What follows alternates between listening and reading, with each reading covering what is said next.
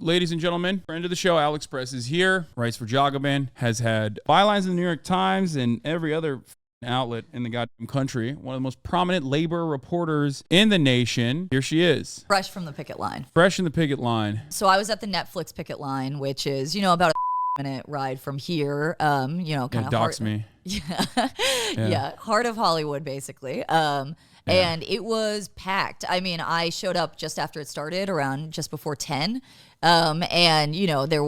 You see when you get to one of these picket lines, you see sort of roving little bands of strikers who are covering other gates that are in the area.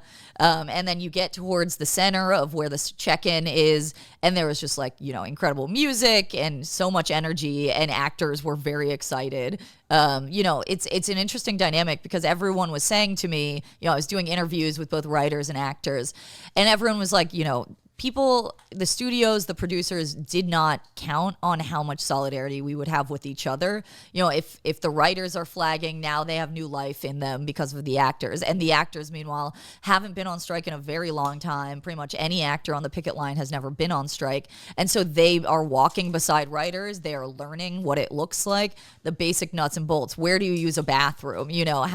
Who do I check in with? Who gives me a sign? What should I say if a reporter talks to me? And so this energy is incredibly sort of palpable and actually visible on the picket line. And they're right that the studios did not expect this, right? They always expect the writers to strike. The Writers Guild has struck. Those fucking commies. Yeah, exactly. They're like the Wobblies at this point. Anyway, so the energy was very good. People feel very happy to be on strike because, the one thing I asked everybody is, why is this worth it? Because it's a huge amount of sacrifice that the writers have been making, that the actors are about to make, and of course all of the other people who work on shows and movies, as well as the entire surrounding economy. Everyone in this town is reliant on this industry. But people had very quick answers. They said, we haven't been able to make it work financially for many years, so this is not a question of how are we going to get through this strike. It's like we've been saying this for a long time, and finally we are standing up and doing what we can, which is actually show the studios how much we're worth. Yeah, it looks pretty big. I saw the photo. I mean, this is like an even larger crowd outside of the Netflix studio than the one that we attended and saw when we visited the Writers Guild picket a couple weeks prior. It seems great. It seems like for those of you who are watching, who are unfamiliar, if you didn't watch that coverage, you can check it out on my second channel as well, where we go into the reasons as to why people picket, and also on top of that, how you are supposed to attend a picket line, where you sign up, all that sort of stuff. But where there, I've covered it so much at this point that I don't know what other angles to cover. It seems like it's overwhelmingly positive, the reception. Even trade publications that are normally awful are covering that kids are chanting strike from the school bus as they pass the Fox studios in Hollywood today. That's incredible. Yeah, you could barely hear over the horns honking. It seems like everyone in this town understands, that this needs to happen. Also, one thing that I think people should understand, and you've probably talked about this, is people hear actors are striking and they think like Tom Cruise. They think celebrities, people that you would want an autograph from or something. Most of these working actors are working second jobs. These are people who are photographers and waiters, and they're copywriters, and they have normal person jobs because this industry for a long time has not been sustainable for working actors. And so the average actor in SAG is not the 1% of the membership, but they sort of do all of the work that enable that kind of stardom, right? And so these are regular working class people, and they talk like regular working class people. They talk to me about how they couldn't afford to fix their car right now, how their rent, what their rent is in East Hollywood. These are not people who own mansions, right? And so I think that is important to understand, that this is the vast membership of, 160,000 people. These are workers like any other, right? And I think that's really important to stress. I'm sure people want to hear about what celebrities were there. And I didn't see anybody that was recognizable, which was sort of the point, right? Though that said, I met up with Adam Conover from the Writers Guild. And so we spent a long time on the picket line, and, it was incredible to see, he's a recognizable guy for his work, but also now just as a union leader. And it was cool to see that in action, especially with actors from SAG coming up to him and sort of them comparing notes and sort of chatting about what to expect. That was great. Yeah. There are some questions in the chat about what's going on. Have there been any updates from the SAG AFTRA side of the conversation in terms of negotiations, like what the demands were? And because like right now we have kind of an overview and maybe even an assumption of what the demands were, like stopping the insane practice of utilizing artificial intelligence to like take a snapshot of a background actor and then utilizing their likeness in perpetuity for 1 day's pay. Things of that nature certainly have been discussed. But do we have a better understanding of what the demands are? Yeah, so they want to regulate that technology, right? Whereas the AMPTP wants to do exactly what you said. You know, they offered background actors in one of their proposals, you know, they will get a full day's rate pay to be recorded, and then they will have their likeness used forever without any, you know, residual payments, things like that. Really sort of egregious. Like imagine you lose control of your own voice and your own body. You know, I think people palpably understand how terrifying that is. And it also puts an entire set of workers out of work permanently. Yeah. Residuals are another very complicated big thing. Writers also have this issue that streaming platforms don't provide them anywhere near as much money in residuals as sort of linear or cable used to. And so that's, you know, you wrote for, say you appeared on It's Always Sunny. I was talking to an actor today who was, she's appeared on just about everything you've heard of, right? And she appears, if it's a regular broadcast, you know, every time when it reruns, she gets a payment in residuals. When it's syndicated, she gets a payment, you know, and on forever, basically, right? When it comes to working, whether you're writing or acting in streaming shows, your payment for that residual is very small. It's not based on, you know, you have a hit show, so it's bigger, right? The formulation is just like, it's like pennies compared to what cable was. And so the actors also have a proposal around this. They have proposed something the writers didn't, which is, you know, I got to dig in the details after we get off this stream to make sure I have it right. But like, you know, they want a cut of the subscription revenue that is being made by these streamers. And that would be an entirely new form of residual. Yeah. And I think it's super valid to ask for that. It's ironic because like, a space that is not even unionized has and is probably even less likely to be unionized is the space that I'm in. Streamers, yes. Not in the Hollywood understanding of streamers, but like Twitch streamers and YouTube streamers, or even content creators online. YouTube technically gives us, and I believe Twitch technically gives us a cut of the overarching YouTube Premium revenue, like the amount of ads that are displaced by YouTube Premium. YouTube Premium is a $15 subscription to YouTube that allows people to no longer see ads. Same with Twitch subscriptions. There's a concept called Twitch Turbo. It's similar to that. It stops you from seeing ads. And all of the ads that your viewers who are Turbo subscribers don't see on your page technically give you a tiny, really small, but still some percentage of revenue because you served an ad in front of them. They didn't see the ad because they bought Turbo. So it like literally gives you a piece of that, which is interesting because the online space is not necessarily known for its, serious labor protections, but it is actually an absolute necessity in the internet sphere. Right. So much so that YouTube and Twitch, owned by Amazon and Google, mega corporations, have recognized it as a necessity. Mm-hmm. I mean, but it's a necessity because you are creating the value, right? And so it is for them, they'd much rather, sort of take the pay cut of whatever the percent they're giving you compared to having to hand over, anything else that, you guys, if you left the platform, right, they would lose a whole lot more money than they're giving to you. And so it's not outlandish to say that, hey, streaming is a different model for these studios, and we all have been going through this transformation and has completely changed the model of the industry. And thus, we have been creating this new product, this new value, and you're now going to see how much you're losing with this strike. And we should get, they're not asking for a lot of it. I mean, it's very reasonable. It's 2% is pretty much the equivalent of how much they're asking for, 2% of sort of how much they're making off of these streaming platforms. But that is a new form of residual, and it was clear when it came out that they were proposing that at the table that this was going to take a strike to win, because the studios, obviously everyone knows, producers penny pinching, they're not going to give them any money unless they're forced to. Yeah. And then there's also, they want raises because of inflation. They feel like they're making less than ever on the scale day rates. They want, they have a health and pension fund hole to fill as far as like contributions contributions for the health insurance plan and pensions. So the more nuts and bolts stuff, that's pretty familiar to everyone. And then, yeah, AI and residuals, I think, are really the big issues that are similar with the writers, but they're sort of a more immediate threat, especially AI for the actors. Yeah. And it's also the more, like, I guess, interesting part of the conversation from the perspective of like the audience outside looking in. Right. AI displacing regular parts of the industry is an inevitability at this point. It's already started happening in every field and every sector, and it will continue to happen. And it's not technological improvements that are the problem here. I am not a Luddite, even though ironically Luddites historically were anti-tech for labor reasons. Right. I love technology, but the issue is how power is distributed in the workforce.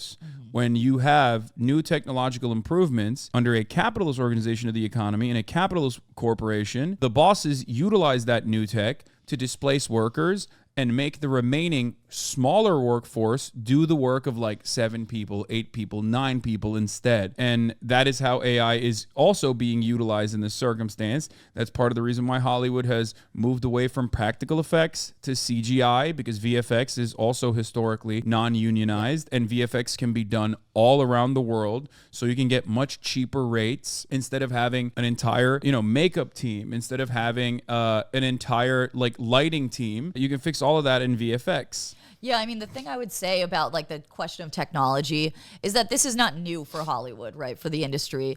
When VHS was, sort of coming around, being invented, there was, the home televisions. This also was a strike issue for these unions.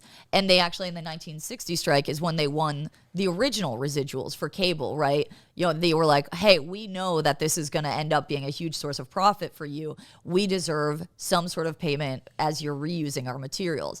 And then when the writer struck in 2007, it was the same thing. This was how they won jurisdiction over any of the streaming platforms, period. Yeah. The AMPTP, before that strike started, said, oh, the internet, like, we don't really know how that's going to shake out. Let's just like set a meeting to talk about it. And the writers smartly, because they're not new to this, they were like, no, we need it in writing now that this is going to be union work and that it's going to contribute to, our scale and our pension funds. And so they are fighting for the future, and they've been proven right again and again. And so they are very right to say, hey, we know this technology is going to be incorporated. Let's talk about how to do it in a way that makes us able to make a living as you make an immense amount of profit. And so I think that is sort of the cycle to understand about Hollywood's like incorporation of technology. Yeah. And given how short-term interest driven, short-term profit driven companies are, and how short-term profit driven or short-sighted the broader American audience is, the broader American public is, people don't understand that like these strikes are a necessity. Weirdly enough,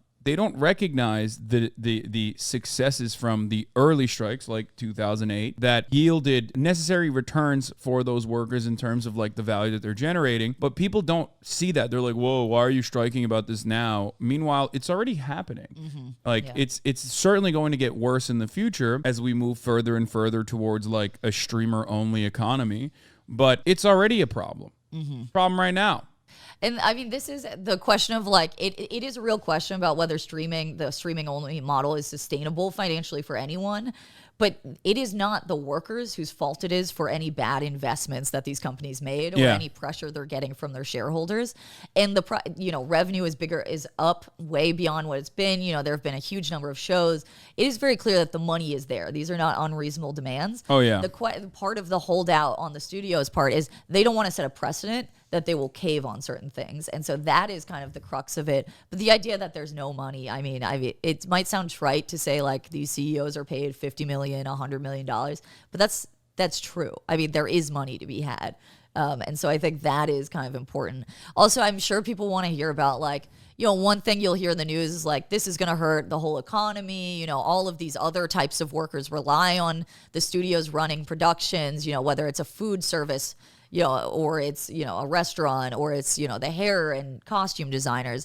But I think it's really important to understand that of those workers who are union, they have been out there supporting these people because they understand that it's the same fight. IATSE and the Teamsters in Hollywood have their negotiations next year, and they know that they need a win here from these other workers to strengthen their own position going forward. And likewise, everybody wants these workers to make enough to spend in the economy, right? I mean, so there's been, on the picket line today, it was very clear. There was just, across the city support. And of course, the actors and the writers they went out and visited the striking hotel workers at Unite here or in the LA area who went out on strike on July 4th weekend, and they're walking beside them on picket lines and they're saying, I don't understand your struggle, but I want to. Let's talk. How can I be there for you? And vice versa. So this idea that like some people deserve more and others are whiners, no one who's on the ground here thinks that, right? I think it's really important to understand that the labor movement is a movement. And so a win one place helps others. And that's the way to sort of think about these things. Yeah, absolutely. Also, here's a fun little quip about Hollywood accounting. The idea that streamers like Netflix, Paramount Plus, HBO Max, and the like are not actually profitable is a silly one for the most part. These are profoundly profitable institutions. Any kind of lack of profit from said institutions is simply an accounting trick in order to, one, pay their workers less, which has been something that is a practice in Hollywood so much that it's actually, it has its own term, Hollywood accounting, where you write it off as a loss across the board in a creative sector so that other products that you have under your larger conglomerate can look better across the board. You can only do this with a tremendous amount of horizontal and vertical integration and expansion and through corporate consolidation. But that's why you get headlines like Variety, The Hollywood Reporter, Deadline, new movie disappoints at box office, also does great. Cost $500 million, but only made $200 million in 3 days. Made $499 million worldwide. Will never turn a profit because it also costs $1 trillion to market. Breaks box office records while sold-out theaters remain empty. Like, that's the reason why you hear so much of this from both ends. It's so confusing, and it is accounting tricks, right? And that has gotten easier than ever now that these streamers are, these studios are vertically integrated, right? And so they are distributing via their streaming platform things they made themselves and licensing deals and all sorts of things like themselves. This. Yes, exactly. Make it so hard for any of us to understand. But that is just there is money. It's just moving around a lot in ways that are very hard to understand. Exactly. It's like when you have Fox selling a fucking product to Hulu, it's selling it to itself. In certain circumstances, the same executive is signing both sides of that contract. Literally, that same person's signature is on either side of the contract. That's why I have used the example of Twitch with respect to Hollywood accounting. Twitch is owned by Amazon. Amazon has AWS, their web service, their hosting service, right? Technically, if they wanted to, even though they consistently complain that Twitch is not profitable, it's not turning profit, the only reason why Twitch is not profitable is because Amazon chooses to maintain Twitch's lack of profitability so they can dump a bunch of losses in there and, get tax benefits from that. On top of consistently pay their employees less and also even engage in layoffs when they choose to do so because they can always go, oh, it's just not profitable. Twitch's non-profitable situation, Twitch's profitability is simply a matter of moving some numbers around in an Excel spreadsheet. That's it. Any other questions for me? Yeah, I got some. I took some questions from the chat. Are there still ongoing meetings, or are they just literally waiting for the guild to lose steam and break? Yeah, that's a very good question. So, how this works now that the actors are on strike, which is, shocked everyone on the studio side. They really didn't expect that. This is speculation. It's not like I have like secret sources that are witnessing these conversations. Generally, what happens is they'll wait a week. The studios will wait a week, and they'll see how much damage is being done, and they'll wait, see which way the wind's blowing. Is the public supporting the actors? Are the actors coming out to these picket lines in mass? What is the vibe basically of this strike? And then it's possible that they would reach out to SAG first. It's unlikely, they're going to go sit down with the writers before they sit down with the actors again. But they're going to start these conversations, right? But it's really hard to say. There's nothing on the calendar right now for new bargaining sessions for either SAG or the WGA. And so this is really the best that the workers can do is just show that they're serious and that they are ready and they know what they just signed up for and they're going to be out there every day. And, they're willing to sit down, as soon as they get a call, right? It is not the workers who want a strike. It is the studios that are stonewalling. And so as far as I know, there has been no conversation right now about getting back to the bargaining table. And so, yes, the workers are just waiting. And are the studios hoping the guild will lose steam and break? I mean, if they've been paying attention to how the writers are doing, that's not going to happen, right? It's like they're in month 3 of this strike, and they are still incredibly unified. There's no conversation about like maybe we should take a deal, we should sit back down. And so I don't think that's going to happen. I think they want to break the unions, and I think they've misjudged whether this is the moment to do it. Yeah. What's your take on the lose their house comment, since that's sort of the inherent goal of the bosses in any labor action? I mean, me personally, I guess in all my years of engaging in labor action coverage, I have never seen executives so publicly and openly flaunt their genuine interest in what they want to get out of the strike on the capital owner side. Yeah, I mean, I was talking to people on the picket line today about that. And, I think Adam Conover said to me something like, that story came out the same day as it came out that the studios, the AMPTP, wanted to bring in a federal mediator. And it was and there was another story that day along these lines of, to him, it read as panic, right? That the thing he pointed out to me, that is why I bring it up, is he was like, this is the 2007, 2008 strategy where they would just put their comments, whisper them to the press, to the trades in Hollywood, like Deadline and Variety and The Hollywood Reporter. Those would get reprinted. It would be a scare campaign, not tied to anyone's name. Yeah. But that doesn't work now, right? They thought this would just run in Deadline and that's that. No, now the whole world sees it. Everyone reacts. It only drives further outrage. The members immediately read about it. And so I think that was a panic. And it was, again, a losing PR strategy and a misjudgment of the moment we're in. Yes, this video. Like the lose their house, they should lose their houses. Like, we'll wait it out until they lose their houses, is coming from a position of comfort, okay? And you wouldn't openly state your animosity, because a big part of like class solidarity for capital owners revolves around never really revealing their position. Like, oh, we just simply can't do it.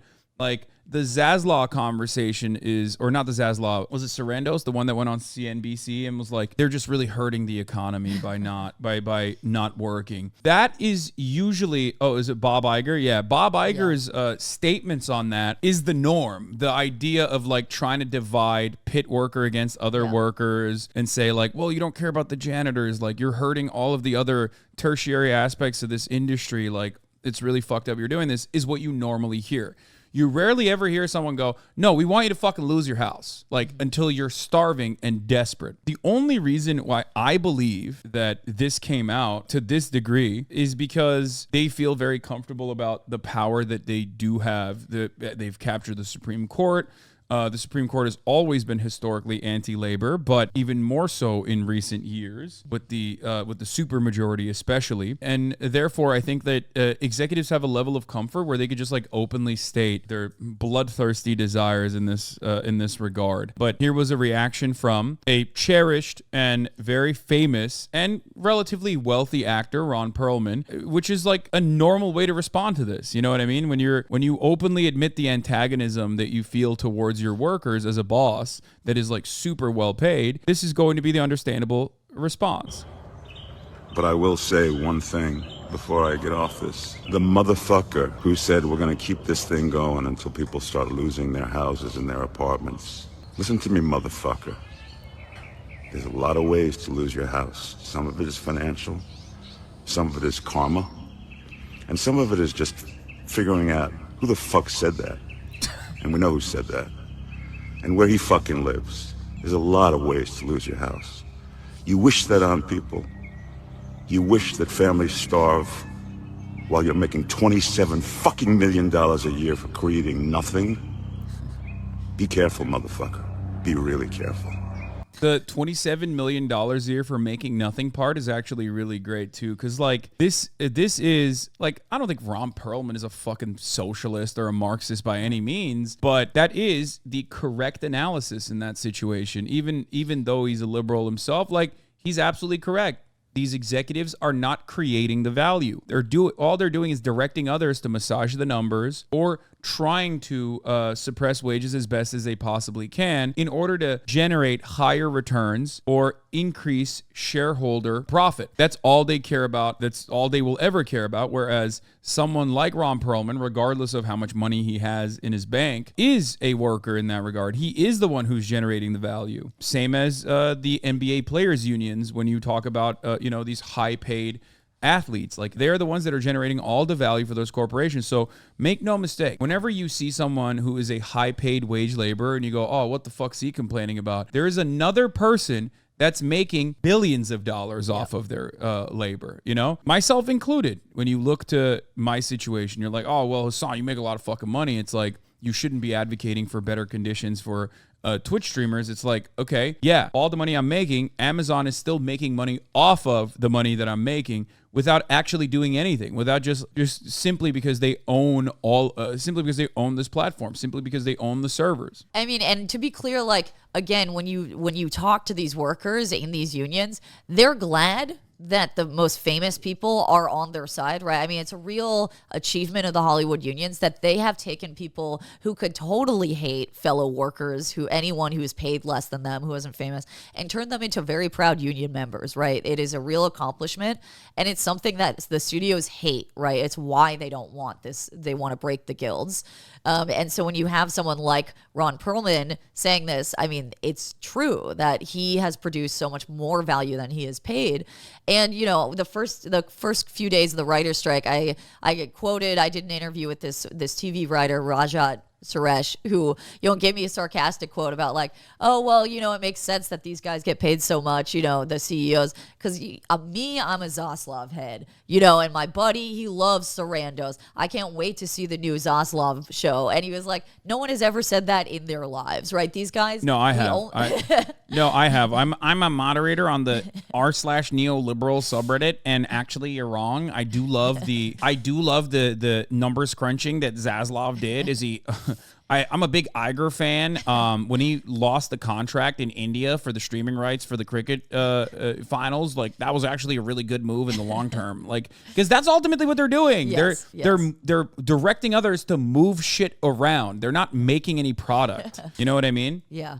So I would just say, yes, these people are paid a lot. That the sort of high end, certainly not the vast majority of the membership, whether WGA or SAG. Right? These are working class people who take second and third jobs to get by, and they are members of the same union as the rich people, and the rich people are in fact fighting for them. Like, the biggest wins and the biggest increases, should their proposals be accepted, would not be for the Tom Cruises of the world. It would actually mean the difference between a house and not a house, or a car payment that actually can be made, and or healthcare. Yeah, or healthcare. 86% of SAG AFTRA union members, the rank and file, do not qualify for healthcare because they need to make at least 26 grand a year in order to qualify for healthcare.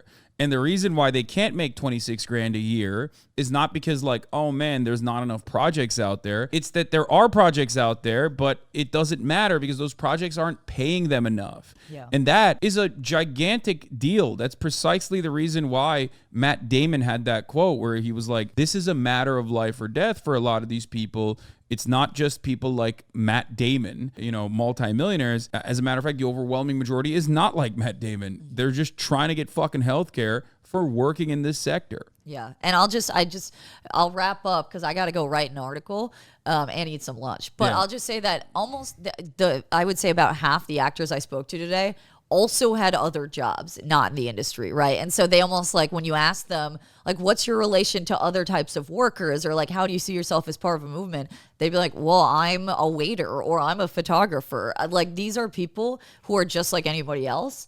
And we want them to be able to make a living at the job they love, but they already know that this dream job isn't going to make them a living. And so they work a regular survival job in addition to it. Yeah. And so I think that is kind of the key to keep in mind, and that there's a strategy here that, like, the Hollywood unions are not new to this about having celebrities celebrity members and having the vast majority of working class members. And I think they use, Adam Conover, I think, does this really well, where he has a fairly big following.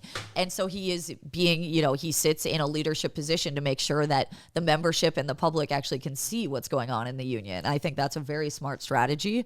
And you'd rather have those people in the union than on the other side. So okay, I want to show you one last thing that I saw that was like really gross. Does anyone in the chat have that CNN video that we watched? A couple different quick CNN sound bites where they were like talking about how janitors and all these other periphery industries, like they're suffering as a consequence of the selfish workers striking. This was some gross coverage. Typical drive a wedge between working class people as though they are not in identical conditions as it pertains to the relations of the means of production, as it pertains to their bosses not giving a shit about them. Like, you think putting forward an undocumented migrant or whatever, like, that works in a sanitation position in a production, you think that person is getting a good deal from their bosses, the very same fucking bosses? Of course not. Well, the ongoing strike by the Writers Guild of America is not only Australian. affecting movies and television shows, it's also having a significant impact on many behind-the-scenes employees and businesses that are essential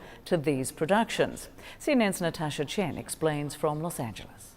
Yolanda Sendejas Garcia, a janitor, was laid off from Paramount Studios shortly after the writer's strike began. Fewer productions means less to clean. Nearly 2 months later, she's collecting plastic bottles for cash. She's buying cheaper groceries and says she'll soon lose. Yeah, they're like, look at these selfish actors. This should be shame on the studios for doing this to their own employees.